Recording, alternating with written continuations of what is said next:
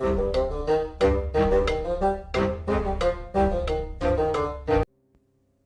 Inquisitor. This is a game that has been published by Calypso Media and developed by a team called Dust.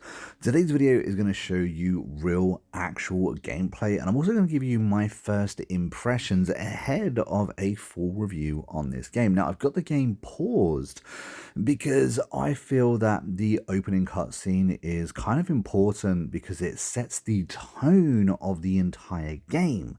So I've got it paused. I'm going to obviously play the entire cutscene at the beginning, and then we're going to chat about what this game has to offer and where I see it going forward in the future. Don't forget, guys, if you do enjoy this kind of content, hit that like button and subscribe to the channel. But enough of me, let's get into this game and see what it's all about.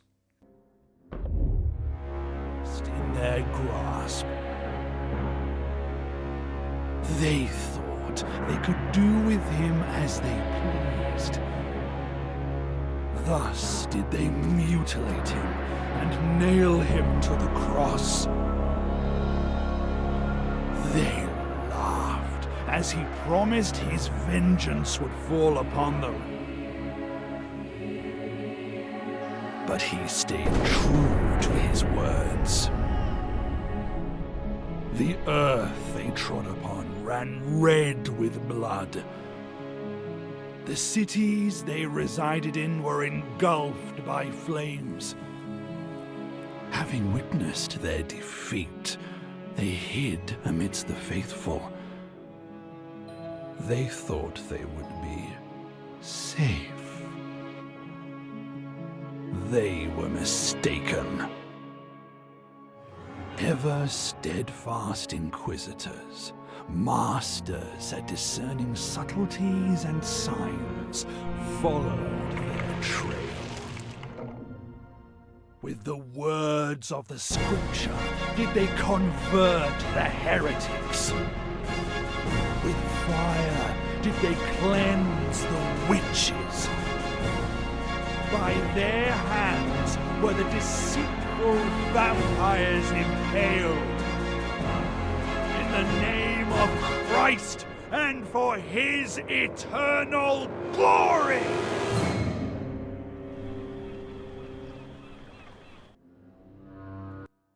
Now, the trigger warning for this game really has to be mentioned as the religious aspect of this game. It is heavily present throughout the entirety of this game, but if you're okay with that, then you can get on board. Now, one of the things I do like about this game, and I would like to commend, is that it is effectively fully voice acted. Yes, you will find notes and letters and stuff like that which isn't, but every single cutscene, every single NPC that you end up talking to has got voice dialogue, and I really like that. I like when developers make an effort for that, and I feel like the team Dust, they haven't really ever taken on a game quite like the Inquisitor before, mostly building simulator or building games previously.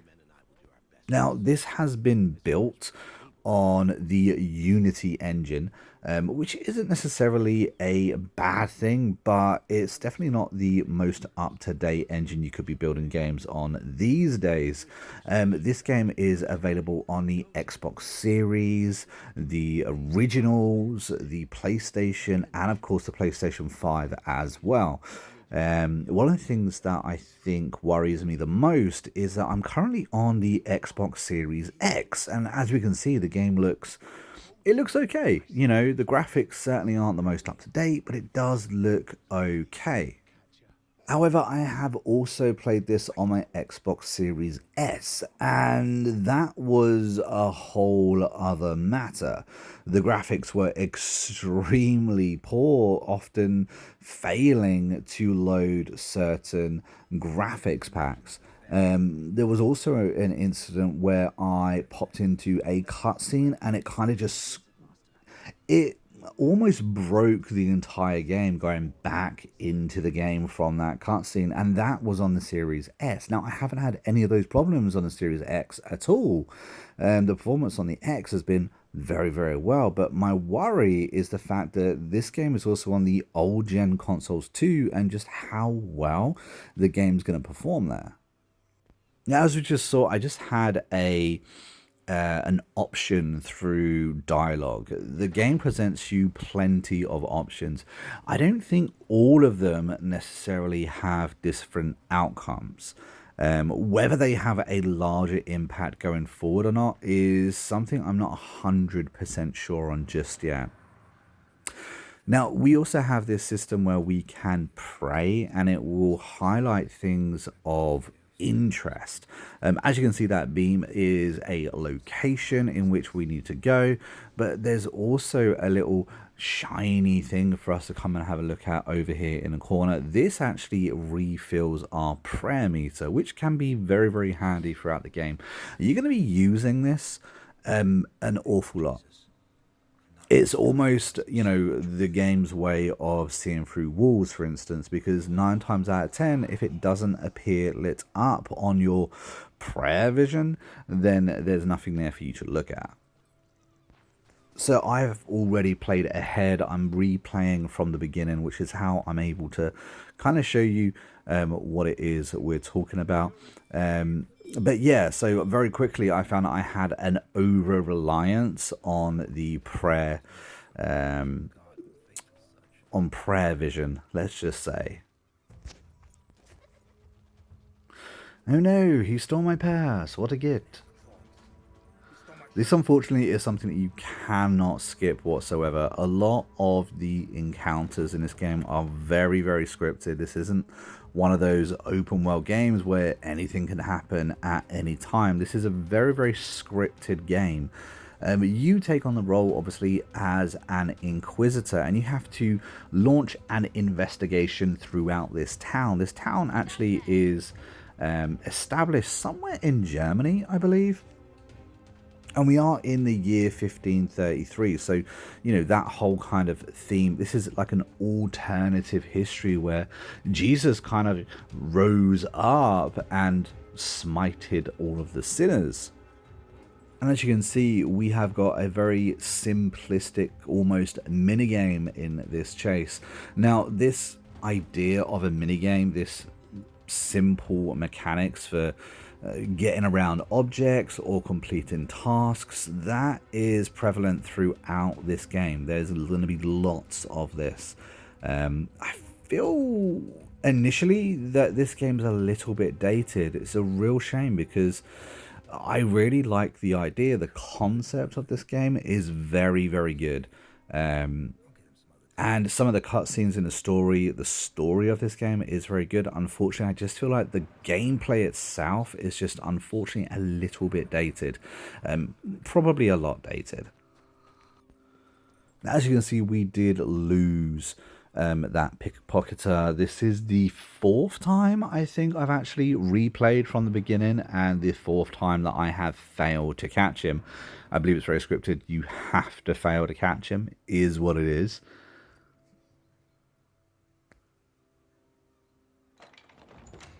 But there are plenty of cutscenes throughout this game as well. The cutscenes themselves look pretty good. And if you take a moment to kind of look around, you can see just how much detail has gone into a lot of this world. There are a few encounters that are optional that, for instance, we just run past. But when it comes to actual options there, it does seem very, very limited. Most NPCs can't be interacted with. Again, that's something I'm a little bit disappointed with. The winner will have the honor of entertaining the beautiful Liliana during the Mummers Parade, which will begin tomorrow after the Vespers service, as is customary.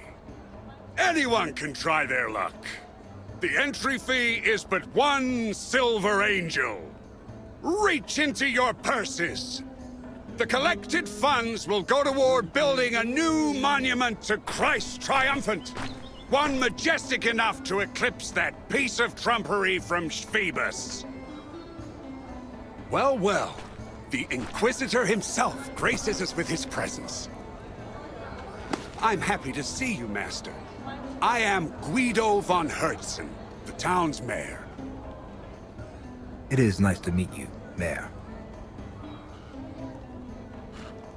What is your name, Master?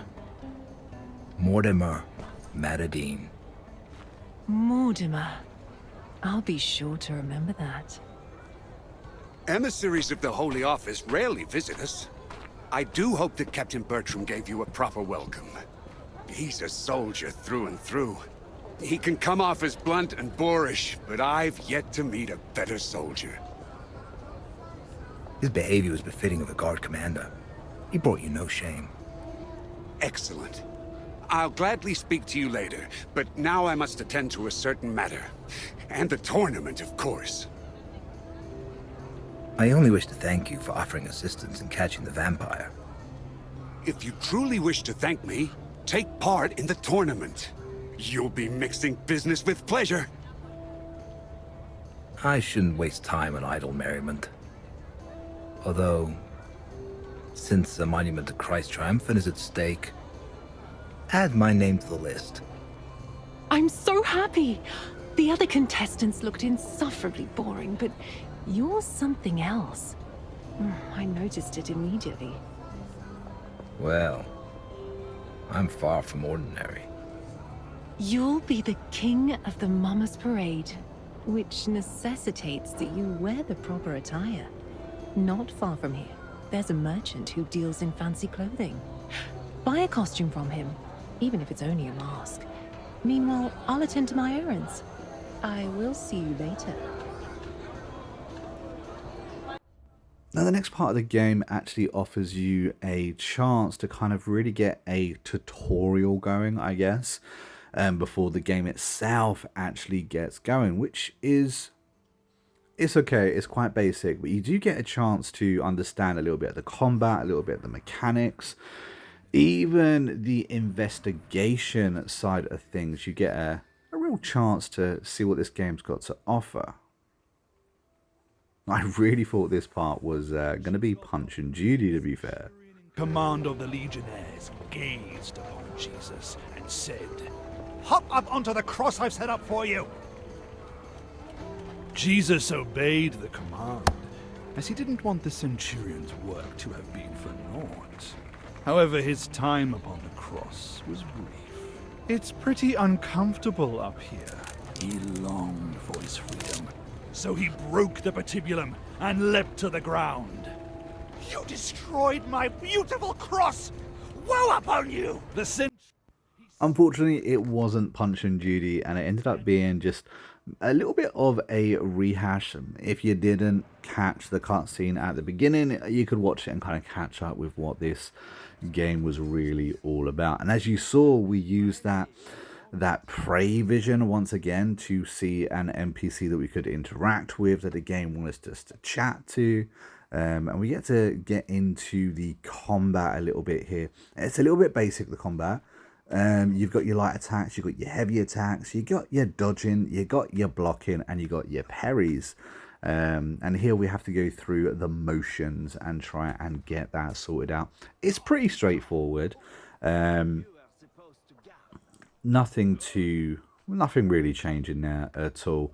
When it comes to the combat, a lot of the combat that I've had so far happens in the other world. This is a game of two halves. You have the town that you're investigating in and you're trying to get clues for, but every now and again you have the chance to kind of slip into another world, and it's there that you can use your Inquisitor powers to kind of get extra information about the investigation that you wouldn't necessarily get in the other world. There, however, you will also fight darkness and demons and those kind of things. And it operates... it's an interesting development within the game. And of course, that part of the game makes you sneak around and be cautious of your steps because you don't want to be found. You can't spend a huge amount of time in that other world. But as you can see, combat-wise, it's pretty simple, pretty straightforward, works fine. Had no real issue. I did have one point. There was one point in one of the times I've done this where the instructor had to hit me so I could parry him, but for whatever reason, he just was not hitting me. It took about 5 minutes for him to actually finally boosh attack. But as you can see, every single NPC that we're actually having a chat with is fully dialogued, voice acted, even a little bit of cutscenes thrown in there too. This is quite a big market. Because every NPC isn't talkable, every NPC doesn't have a thing. I don't know if I would have been able to find my way around without the prayer vision. Usually I'm one of these people that I don't particularly like it. The ability to see through walls, the ability to, you know, see exactly where the game wants you to go. It knocks me off a little bit. It seems to be something that developers like to use an awful lot, and I kind of wish that that didn't happen. I don't want to be able to see through walls, but because every NPC in this game isn't interactable, I found it really, really useful to find out exactly where I was going next, because obviously a lot of this is just dead sight, so it was important to figure out whom I was supposed to be interacting with. Got you! It's not him!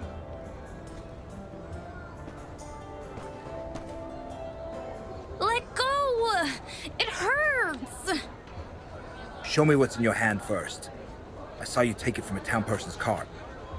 It's just an apple. What's your name? And where are your parents? I'm Amelia, and my parents and siblings are dead. They all died 2 years ago from the plague of pox. So, who looks after you now? Nobody. I don't need anyone looking after me. I can look after myself. By stealing. I was hungry. You won't fill your belly with just anything. What are you gonna do with me? Hand me over to the guards? Now this is again where the game presents you options, giving you the illusion of having real choice. However, I have played this bit through repeatedly, choosing both options, and both times neither one that lead to a different outcome. Really disappointed in that. I feel like if you're gonna constantly give these options, allow me to develop my personality the way I want to play it throughout the game, then there needs to be some consistency, because this isn't the case all the time. Some of these choices really do have consequence, really do have changes throughout the game, or at least appear to so far. Obviously, I am very new into this game. I'm still trying to feel it out, and I'm still trying to find out exactly what this game has to offer. This is an early first impressions after all, but I have replayed the beginning a few times, and many of the options don't seem to have a different outcome, unfortunately. This again is one of those mini games to kind of get you acquainted with the controls and what you're going to be doing throughout the game. Obviously, we're on a mission right now to win this competition. Pretty straightforward. You can replay it, obviously, if you mess up as well. This kind of thing where you're pressing buttons in an order that the game wants you to press button, this kind of mini game-ish thing, this is prevalent throughout the game. It's going to happen repeatedly. If it's not your cup of tea and if it's too off-putting, then you're probably not going to enjoy what the game has to offer, and I can fully understand why, because it is a very dated mechanic, especially as we're in 2024. The Inquisitor. How can I be of service? Inquisitor? Well, we're colleagues then. Name's Roland, Master Executioner.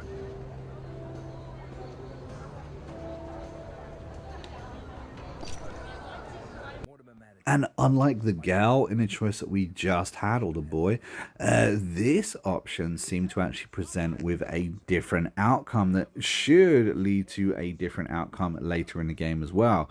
Interesting enough, you just never know which one actually weighs impact. But anyway, let's shut up. Let's get on with this little cutscene. Here are the mask and costume of the Merry Executioner from Tianon. The butcher who disappeared off the face of the earth a few years ago? He was a devil, so devils dragged him under. He's sure to be dancing in hell as we speak. Poppycock! Piss off, or I'll give you a good lashing. How did the mask of the Merry Executioner from Tianon find its way to a merchant's stand? Look at it, Inquisitor! Now, I know this interaction is scripted, and I know that it has to happen, but it's interesting because this part here where your Inquisitor is wondering, you know, how this ended up here, this kind of launches your investigation into this side of the story.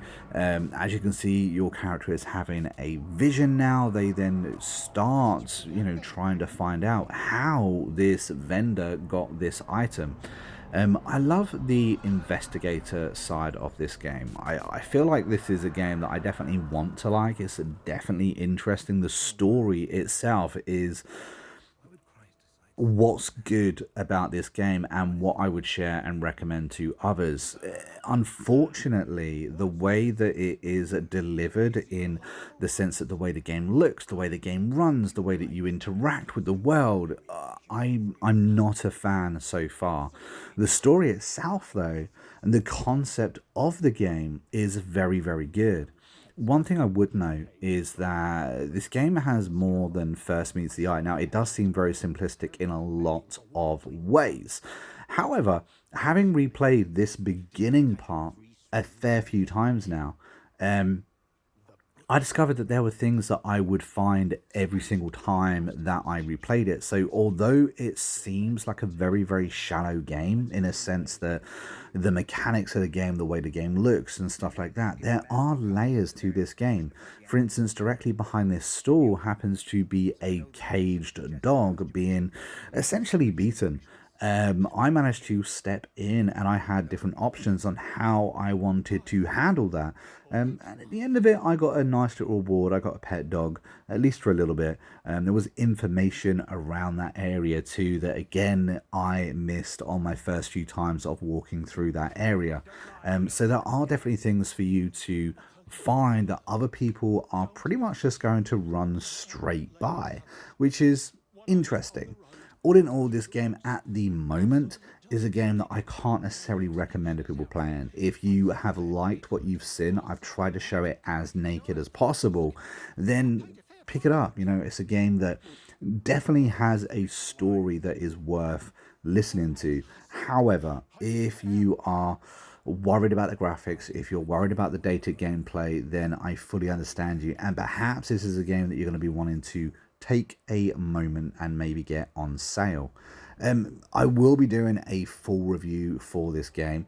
This is something that I'm going to play. We're gonna see where this game leads, and I will try and release a full review in a few days for launch. But until next time, guys, I've been a monk, who's been Inquisitor, and hopefully you've enjoyed this gameplay / first impressions of the Inquisitor. But until next time, take it easy and happy gaming.